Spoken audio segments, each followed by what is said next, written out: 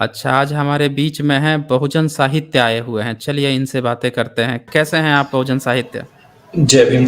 नमो बुद्धाय sir. मैं बढ़िया हूँ, जी, आप कैसे हैं सर? जी, जय भीम, नमो बुद्धाय। और बताएं क्या क्या चल रहा है? क्या बताना चाहेंगे आज आप? सर मैं बताना नहीं, मैं आपसे एक मशवरा चाहता था कि अगर आपने अगर इसके बारे में पढ़ा है तो थोड़ा सा आप ज्ञानवर्धन करें हम सभी का। कि जैसे लकीर की फकीर जो किताब है ना, राजीव पटेल सर हुँ, ने जो लिखी है जिसमें त्योहारों का विवरण है, हुँ, उसमें हुँ, सर लिखते हैं कि जो छत्तीसगढ़ में जो हिरण्यकश्यप के जो लोग वंशज या फिर उनके अनुयायी जो लोग हैं रहते हैं, यानी कि वहां पर माना जाता है हिरण्यकश्यप को, उनके बारे में ये कहा जाता है कि वो लोग होली मनाने का विरोध करते हैं, और वहां पर एक कोई पुराना गीत बहुत प्रचलित है। हुँ, हुँ। उसके बारे में कुछ जानकारी है? आप उसमें कुछ थोड़ा सा ज्ञानवर्धन हमारा कर सकते हैं? देखिए, जो इनका जो इतिहास है भारत में, हाँ विशेषकर हाँ। जो ट्राइबल्स जो हिस्ट्री है, तो हम्म ट्राइबल्स हिस्ट्री पहले क्या थी ना, परंपरागत थी। इसको लिखा है अंग्रेजों के ने, जब अंग्रेज उनमें घुसते हैं, ईसाइयत जब घुसती हम्म है, तो उन्होंने हम्म बहुत सारा इतिहास बनाया। हम्म तो उनका जो इतिहास था, अच्छा उसके बाद से क्या हुआ ना कि ट्राइबल्स में बहुत ज़्यादा प्रवेश हुआ है, जो मार्क्सवादी लोग हैं, जो कम्युनिस्ट लोग हैं, उनका प्रवेश हम्म हुआ। तो हम्म कहीं न कहीं इनका जो इतिहास है इसमें इन्फ्लुएंस है, और वो हम्म एग्ज़ैक्टली वो लोग जो आज बताया गया है उनका इतिहास, वो पूरी तरह से उसका कोई सबूत नहीं मिलता है। हम लोगों के पास एक क्लेम तो मिलता है, सबूत नहीं मिलता है। अच्छा। हुँ, हुँ। क्योंकि जैसे ये भी सिर्फ एक गीत के माध्यम से उन्होंने लिखा है कि इस तरह की गीत, क्योंकि गीत जो होती है, गीत या फिर कोई भी जो गाना होता है वो लोकगीत के परंपराओं के माध्यम से पीढ़ी दर पीढ़ी आगे दिया जाता है आने वाली पीढ़ी को। तो इस वजह से हुँ, मेरे ख्याल हुँ, से हुँ। उन्होंने ऐसा इसमें लिखा हुआ है। इसका अगर किसी को पता हो तो मैं पढ़ के बता देता हूँ इसका हिंदी हाँ, ज़रूर रूपांतरण, पढ़ें, ज़रूर पढ़ कर बताएँ। अगर आपकी हाँ, हाँ, इजाजत हो बिल्कुल। तो। बिल्कुल, बिल्कुल पढ़ कर हाँ, ये बताएँ। इसका मैं हिंदी ट्रांसलेशन पढ़ रहा हूँ। हजार वर्षों से पुरानी घटना है। पश्चिम दिशा में हमारे कुर्मी कुर्मी राजा राज करते थे। वे दो भाई और एक बहन थे। बड़े भाई का नाम मान्यवर हिरना कछुआर था, तथा छोटे भाई का नाम हिरनु कछुआर एवं बहन का नाम होलिका कछुआर था। यहाँ पे ये कछुआर और मतलब इसका शायद अपभ्रंश होगा, या जो आज हम हुँ, कुशवा हुँ। समाज सुनते हैं या काछी सुनते हैं, काछी और जो कुशवा समाज है हुँ, हुँ। के राज्य में भेड़ चरते थे। माफी चाहूंगा। इन्हीं के काल में ब्राह्मणों का कहीं से आगमन हुआ था, जो हिरण्य कछुआ के राज्य में भेड़ चरते थे। मतलब इस चीज से हम ये समझ सकते हैं कि जब इस लोकगीत के आधार पर मैं ये कहना चाहूंगा कि जब ब्राह्मण या फिर जो कथित जो आर्य लोग हैं, जब वो आए थे तो वहां पर वो एक गडरिये के रूप में आए थे। वो इनका जो स्वरूप जो आज हमें दिखाई देता है वो वैसा नहीं रहा होगा इसके हिसाब से। हुँ, हुँ। उसी में से एक चतुर चालाक विष्णु नाम का ब्राह्मण भी था। वही छल बल से पहले हिरना कछुआर को धोखे से मार दिया, मतलब जो इनका बड़ा भाई था। हुँ, तब हुँ। उसका छोटा भाई हिरनु राजपाट संभाला। जब विष्णु की दाल नहीं गली, तब जैसे तैसे हिरनु कछुआर का बेटा पहलू कछुआर को नशेड़ी बनाया और बाप बेटे में मतभेद करवा दिया। राजा द्वारा पहलू प्रहलाद, यानी कि जो पहलू कछुआर है, यानी कि हिरनु कछुआर का जो बेटा है, जो कछुआर को हुँ, देश निकाला दे दिया गया। मतलब राजा ने उसको देश निकाला दे दिया अपने बेटे को, क्योंकि वो नशेड़ी या गंजेड़ी और बहुत सारे फालतू की चीजों में लिप्त था। यह सुनकर पहलू की फुआ यानी कि जो उनकी जो बहन थी, हुँ, दोनों हुँ, हुँ। भाइयों की इकलौते बेटे के वनवास से होलिका के मन में पहलू को देखने की इच्छा पैदा हुई। तब वह पूर्णिमा के उजियारी रात को खाद्य पदार्थ लेके पहलू के पास गई। पहलू यानी कि प्रहलाद। लेकिन वहां तो नजारा ही कुछ और था। शराब के नशे में धुत ब्राह्मणों के साथ पहलू कछुआर को देख फुआ यानी बुआ आज की भाषा में हम कहते हैं, होलिका हुँ, बड़े दुख के साथ वापस लौट रही थी। तभी उसके ब्राह्मण साथियों ने होलिका को अकेला पाकर सामूहिक दुष्कर्म कर उसे जला दिया। यह बात जब हिरण्य कछुआर को कान तक आई, तब उसने सभी ब्राह्मणों को मुंह पोत कर माथे में छुरा से अबीर लिखकर, अबीर का यहाँ पर जो मतलब दिया गया है इस किताब में, अबीर मतलब कि हम्म। अबीर अर्थात कायरता की निशानी। अ और बीर।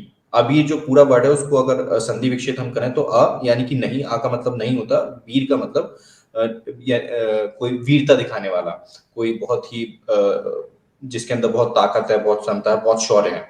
तो अबीर का अर्थ यहाँ पे निकाला गया है कोई कायर व्यक्ति है जिसके अंदर शौर्य नहीं है, यानी कि हम्म। ऐसा उनके माथे पर जो कछुआर है, सॉरी, हाँ, जो छोटा भाई है उनका, उसने लिखवा दिया जब उनको पता चला ऐसा। तो और ओके। गधे पर बिठाकर नगर में घुमाया, जिसको जो मिला कोंदा कीचड़ धूल से मुंह पोत कर उन्हें सजा दी। मतलब जो भी जब निकाला गया, तो आज की डेट में भी हमने देखा है कि दलितों के साथ ऐसी सारी नृशंस घटनाएं की जाती है कि किसी को मुंह पे पोत दिया और फिर उसके ऊपर सब लोग फेंक रहे होते हैं कुछ ना कुछ। तो उस तरह का ये उनके साथ, ब्राह्मणों के साथ किया गया था ऐसा। बदमाश को बदमाशी की सजा के तौर पर मार दिया गया। इसके बाद धोखे से ब्राह्मणों ने राजा हिरण्य को मारकर अपना राज कायम किया। इसी दिन से होली पर्व का सृजन ब्राह्मणों ने अपने अपमान को छुपाने के लिए किया, क्योंकि जो पहले जो अपमान किया था हिरण्य कछुआर ने, उसको छुपाने के लिए उन्होंने होली का पर्व बना दिया। मतलब हमारे कुर्मियों के साथ कुर्मियों के माथा में कभी भी नहीं घुसा कि निज पुरखों की फुआ जलाई गई थी। यानी कि जो कुर्मी समुदाय है उसके बारे में लिख रहे हैं कि इनके भेज में कभी नहीं घुसा कि हमारी पुरखी जो है, हमारी जो बुआ है, फुआ लिखा है यहाँ पर, उनको जलाया गया था। आप लोग समझ गए होंगे कि इस कहानी में आंख से अंधे पात्र हेतु, ब्राह्मणों के मानसिक अधीन लोग हेतु परंपरा और फटका कैसे बनाया जाता है। तो ये पूरा एक संगीत था, लोकगीत था, जो मैंने हम्म। जिसका हिंदी ट्रांसलेशन मैंने बताया आप लोगों को। जी इसके जी। इसके अलावा मैं और चीज आपसे जानना चाहूंगा, अगर आप समय दें तो थोड़ा सा। जरूर जरूर। अच्छा, इसके बारे में आप क्या सोचते हैं, ये जो पूरा जो गीत मैंने आपको सुनाया, लोकगीत जो है।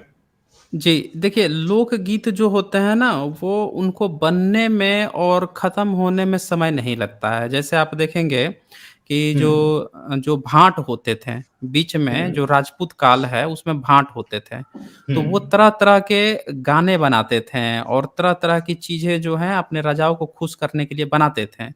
उसमें हम्म। से एक चंद्रबरदाई पृथ्वीराज रासो जो किताब आई है, उसको हाँ। उसको आप पूरा स्टडी किया गया, बहुत सारे उसके विशेषज्ञों ने स्टडी किया और पाया कि वो हम्म। किताब पृथ्वीराज चौहान 11वीं सदी की न होके वो किताब 17वीं सदी के बाद की है।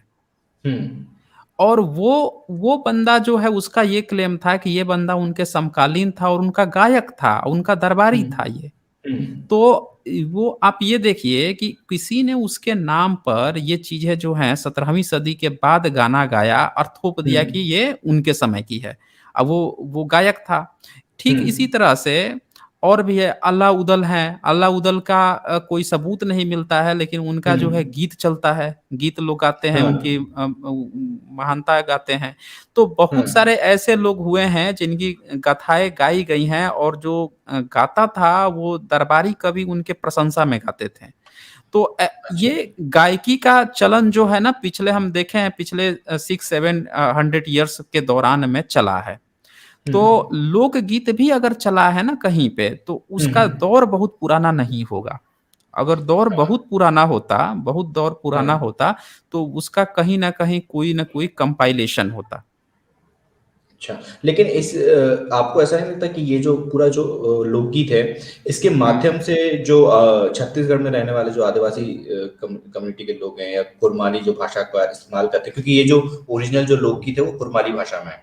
तो भले ही हम ये मान लें कि 700 या 800 साल पहले से इसकी शुरुआत हुई, लेकिन उनके अंदर ये समझ थी कि ये जो त्योहार है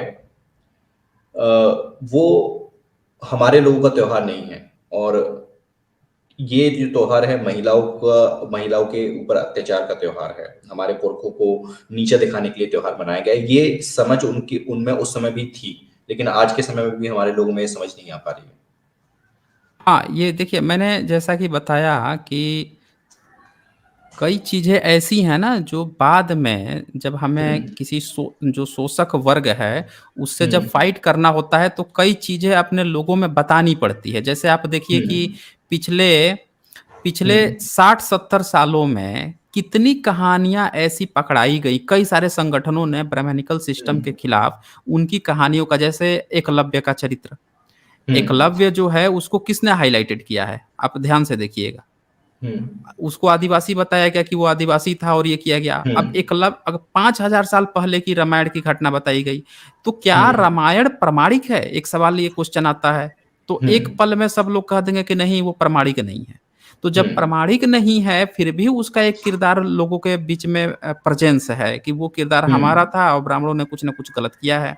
अच्छा, उसी तरह से और भी बहुत सारे किरदार है, जैसे शंभुक है। तो रामायण में इन्होंने दिखाया कि हम किसी की हत्या कर रहे हैं, और रामायण भी प्रमाणिक नहीं है। कंपाइल दोनों को किया गया है, रामायण और महाभारत को, लेकिन उसके किरदार काल्पनिक है। फिर भी बहुजन समाज में ये खड़ा किया गया कि नहीं देखो, शंभुक हमारे थे, ब्राह्मणों ने अत्याचार किया है। तो हमेशा जब हमको किसी से फाइट करना होता है ना, तो हम उस वो जो निगेटिव दिखाता है उसको हम अपना पॉजिटिव और अपना बना लेते हैं, ये चीज होती है। तो यहाँ यहाँ पे जो लोकगीत है वो बिल्कुल भी कंपाइल नहीं है। ये दोनों तो कंपाइल भी हैं, वो कंपाइल भी नहीं है। तो अब ये कहानी कब से आ रही है, कब से ये लोकगीत गा रहे हैं, ये भी हमें पता लगाना होगा। अगर वो लोकगीत 1000 ईयर्स या इतने साल पहले से हैं, तो हमें पता लगाना होगा। फिलहाल मैं आप लोग को एक दिखाता हूँ, स्क्रीन पे एक शेयर करता हूँ मैं। ये अलब्रूनी 11 सेंचुरी में लिखा है, शायद आप देख रहे होंगे जो मैंने अभी दिखाया था।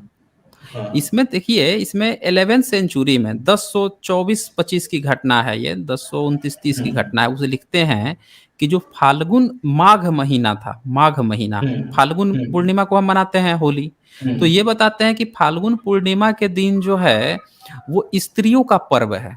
ये बोल रहे हैं स्त्रियों का पर्व है, स्त्रियों के जलाने का पर्व नहीं है, स्त्रियों का पर्व है। और पूर्णिमा के दिन अक्सरहा जो हैं औरतें जो हैं वो अब पर्व मनाती थी। अब बौद्ध परंपरा है ये। पूर्णिमा अमावस्या को हमेशा वो गैदरिंग करते थे। आज भी जो बुद्ध संवत होता है ना, उसमें जो 2600 साल पुराना है, उसमें पूर्णिमा और अमावस्या से ही लोग काउंट करते हैं कि एक पक्ष बीता, दूसरा पक्ष बीता, देन एक महीना बीत गया।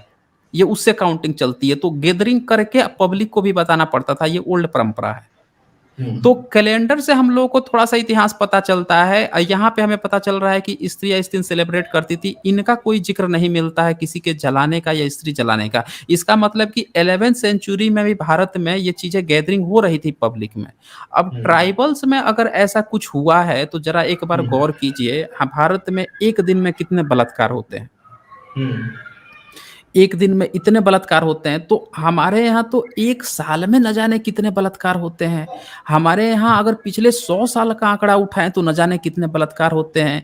तो क्या ये पॉसिबल है? मैं ये नहीं कह रहा हूँ कि ऐसी घटना नहीं हुई होगी, ऑफ कोर्स हुई होगी, ठीक है ना। तो क्या ये पॉसिबल है कि कोई एक ऐसी घटना इतनी महत्व रखती हो कि उसको पूरे नेशनल का बना दिया जाए और इतनी सारे बलात्कार की घटनाओं पे कोई चुप रहे?